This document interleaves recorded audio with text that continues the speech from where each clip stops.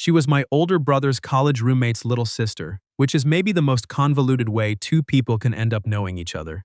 But that's how it started. Her name was Laurel. Wait, no, that's not right either. Let me back up. Her name was Penny. No. Her name was Audrey. No. I need to get this right because every time I try to explain it to someone, I start wrong. Her name was Darcy. Darcy Whitfield.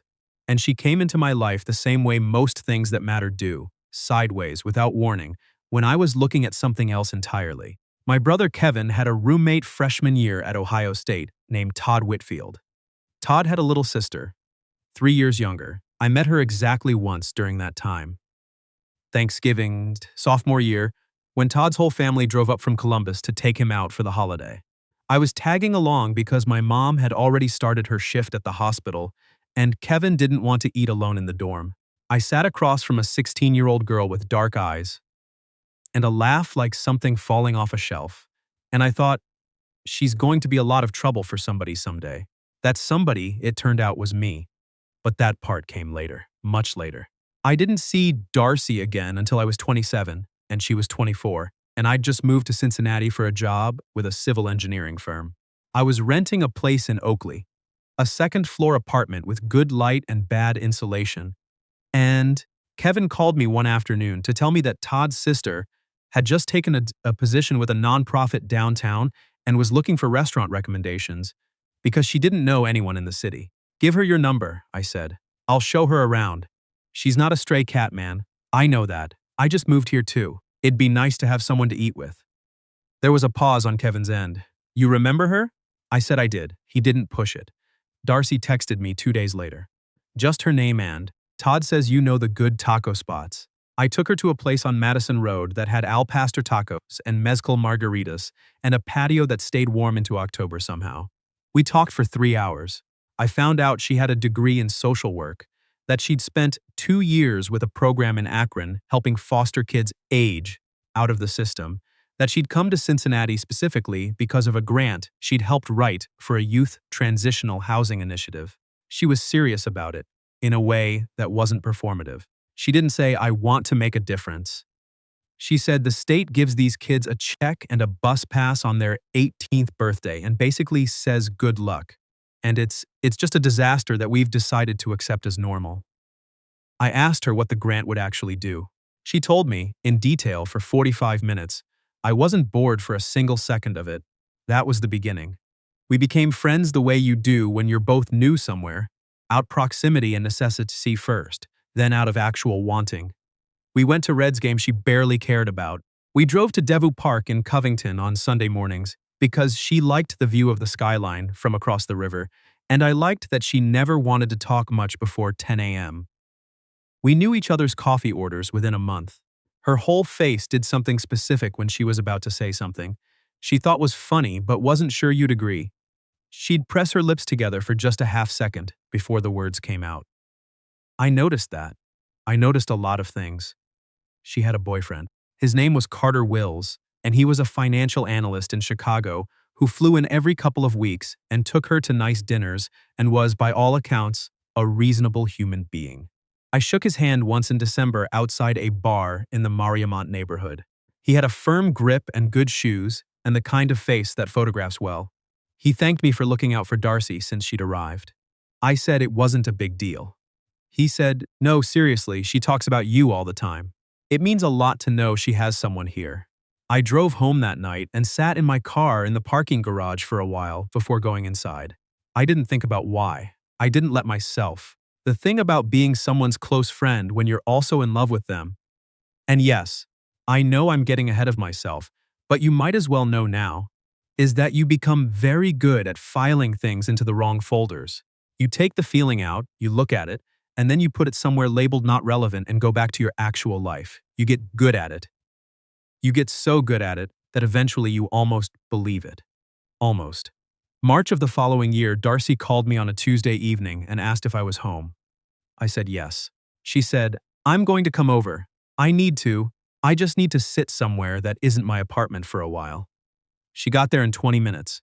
She was wearing the gray Ohio State sweatshirt she always wore when she was upset about something, which I knew because she'd worn it the night She found out one of her program heads had relapsed, and the night she'd had the fight with her mom about Christmas, and one other time, I couldn't quite place.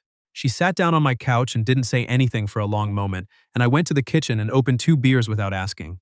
When I came back, she said, "Carter ended things." I sat down. When? An hour ago. Video call. She took the beer. He said the distance isn't working and he thinks we want different things and that he really cares about me, but yeah, she stopped. It's fine. I knew it was coming. Did you? She looked at me sideways. We hadn't been. It's been off for a while. I just kept thinking it would sort itself out. I didn't say anything. There was nothing to say that wasn't either a lie or too true. She stayed until midnight. We watched 2 episodes of a show she'd been telling me about for months, and she fell asleep on the couch around 11, and I covered her with the blanket from the back of the chair and turned the TV off. I stood there for a second in the dark, looking at her, and then I went to bed. That was the beginning of something I still don't have the right word for. A door that had been standing closed started standing open. Not open, just unlocked. Just slightly ajar. I didn't walk through it. I'm trying to explain this in a way that doesn't make me sound like I was waiting. I wasn't waiting. I was just aware. The way you're aware of a sound in a house that you can't quite place. You go about your day, but some part of you is still listening. She started running in the mornings. I know this because she texted me at 6:45 on a Saturday in April. Eastern Corridor Trail is empty this early. You should try it. I started running too, not because I'm someone who runs, but because she said that.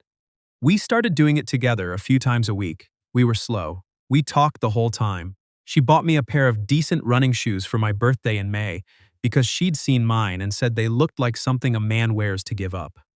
Summer came.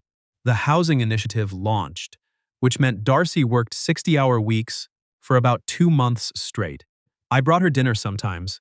Not every night, not in a way that felt pointed, just occasionally. Because I was making food anyway and her building was 12 minutes from mine, she'd text me pictures of the empty food containers with single-word responses. Necessary. Once. Just. You. I'm not going to pretend I didn't save that one. August was the month everything shifted. She'd told me in June that she had a follow-up appointment scheduled. She'd mentioned it like you mention a dentist visit. Offhand, logistical. I knew she'd had some tests done in the spring, something that had taken a few weeks to resolve, but she'd been vague, and I hadn't pushed because that's the line with Darcy. You don't push, you wait. In August, she called me and asked if I'd drive her to an appointment on a Thursday morning. I said yes before she finished the sentence. She was quiet in the car. Not nervous quiet, thinking quiet. She looked out the passenger window at the highway, and I didn't try to fill it. When we got to the medical building and parked, she sat for a second, with her hand on the door handle. I might be in there for a while, she said. I'll be here. She looked at me then. Something moved across her face that I couldn't name. Okay, she said, and got out. I sat in that parking garage for 2 hours and 40 minutes. I had a podcast I didn't hear a single word of. I watched cars come and go. I thought about all the different shapes a Thursday morning can take, the ordinary ones and the other kind. When she came back out, I knew from the way she was walking. Not falling apart. Darcy never falls apart where people can see her. But there was something in how she was holding herself, very deliberate, like she was concentrating on each step. She got in the car and she closed the door and she stared straight ahead. So, she said. Yeah, they found something.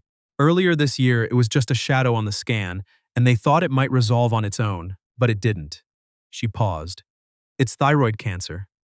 Caught early, which apparently matters a lot with this kind. They said the word curable about 12 times, which I think was intentional. Like they knew I'd need to hear it more than once. I kept my hands on the wheel. Okay, I need surgery. To remove it, and then there's a treatment after, radioactive iodine, which sounds terrifying, but they said it's actually pretty routine. She let out a breath that wasn't quite a laugh.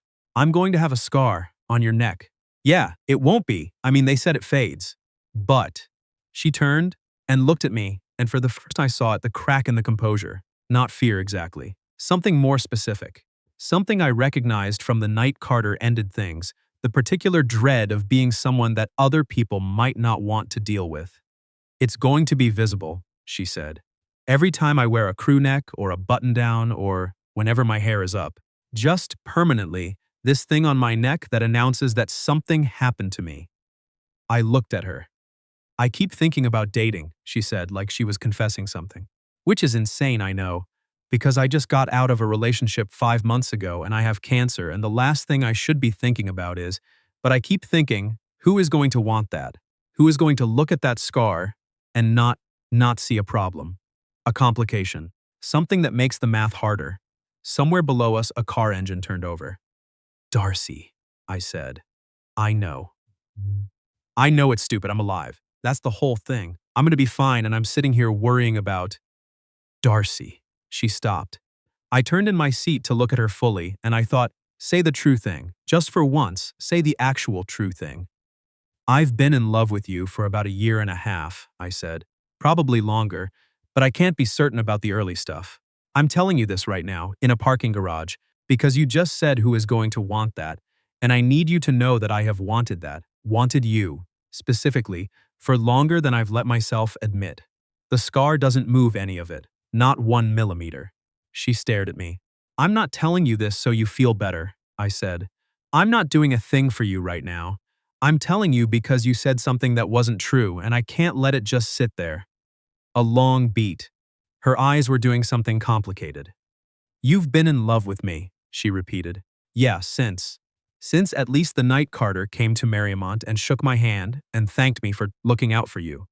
I went home and sat in my car and knew, and then I filed it somewhere and pretended I didn't. You filed it. I'm a civil engineer. I file things. She made a sound, the sound that happens right before she laughs, the half-second press of the lips. And then she did laugh, and it sounded like something falling off a shelf, and I thought, there it is, there she is. I need surgery in 3 weeks, she said. I know. And then recovery. And the iodine treatment, which means I have to isolate for a few days because I'll be slightly radioactive, and I am not kidding. That is a real sentence about my actual life right now. I know. And you're telling me this now. I'm telling you this now. She looked at me for a long time. Outside, somewhere a pigeon was doing something frantic on a concrete ledge. Take me to get soup, she said finally. I want soup, and I want to sit somewhere and not talk about medical things for an hour, and then I want to come home and call my mom, and then I need to think about what you just said. I started the car. Okay. There's a place on Erie Avenue that has a French onion that I think about sometimes. I know the one. Of course you do. I pulled out of the parking space, and neither of us said anything for the rest of the drive down, and it wasn't the awkward kind of quiet. It was the kind that happens when two people are both sitting with something real and don't need to rush it into smaller pieces. We got the soup. She got French onion. I got clam chowder because I have no imagination when I'm emotionally compromised. We sat by the window and she told me about the appointment in more detail, the surgeon she'd be working with, the timeline, the things she'd need to arrange at work. She was practical about it in a way I found almost unbearable in how brave it was. At one point she put her spoon down and looked at me across the table.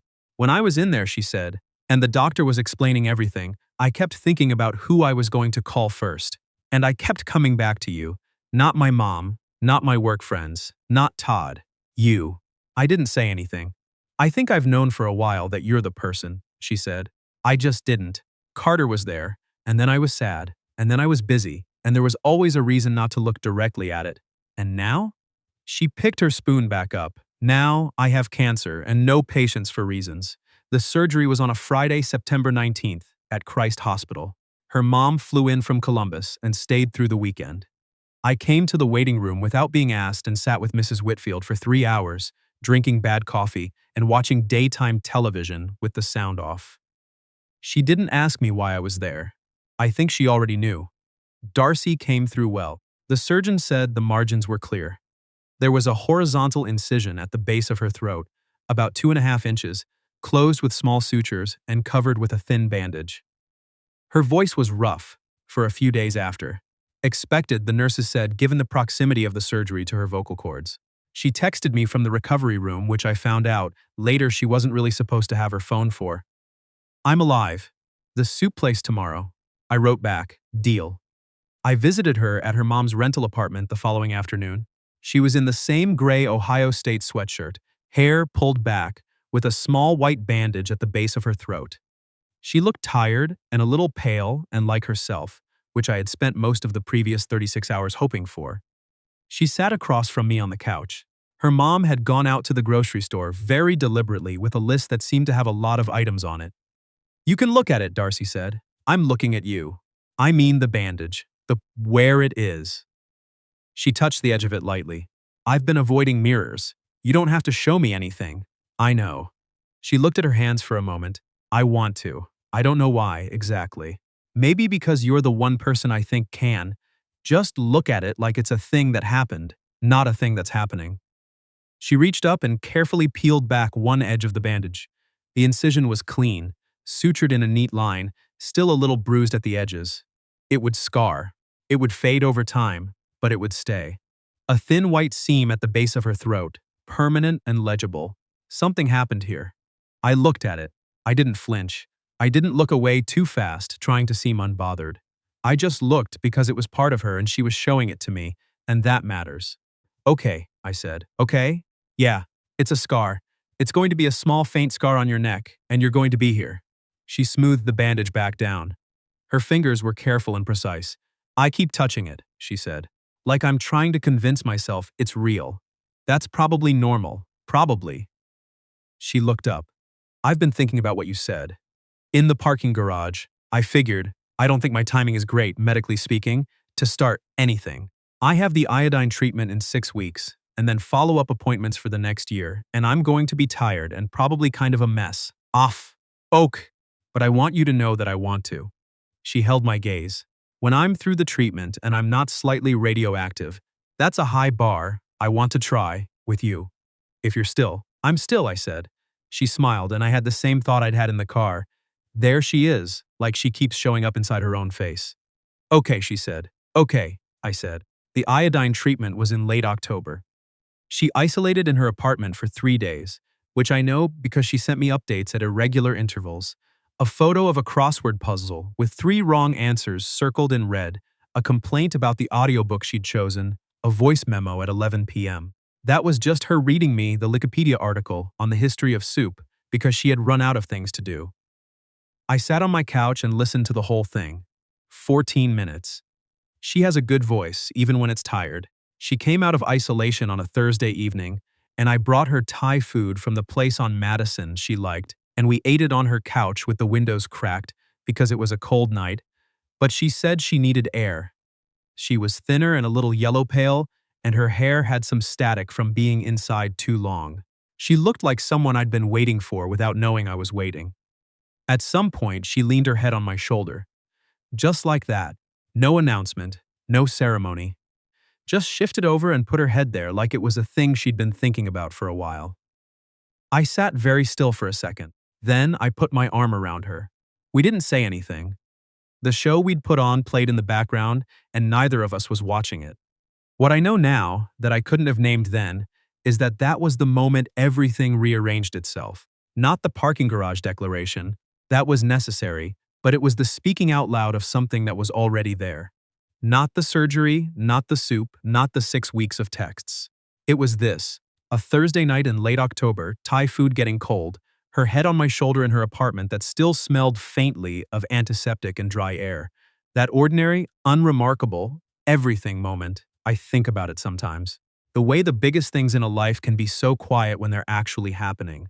No swell of music, no sense of this is the moment, just a feeling like, oh, so this is where I end up. And it's not what I expected, and it's better, and I am so glad I said the true thing in a parking garage on a Thursday in August, instead of filing it away again. She had her 6-month follow-up in March. Clear. Her 1-year scan came back the same. The scar has faded to a thin silver line, barely visible from across a room. Clear only if you're close, if you're looking. Most people don't notice it anymore. She notices it. She touches it sometimes when she's thinking, the same way she used to press her lips together before saying something she thought was funny. I notice it too. But not because it's a flaw, because it's hers.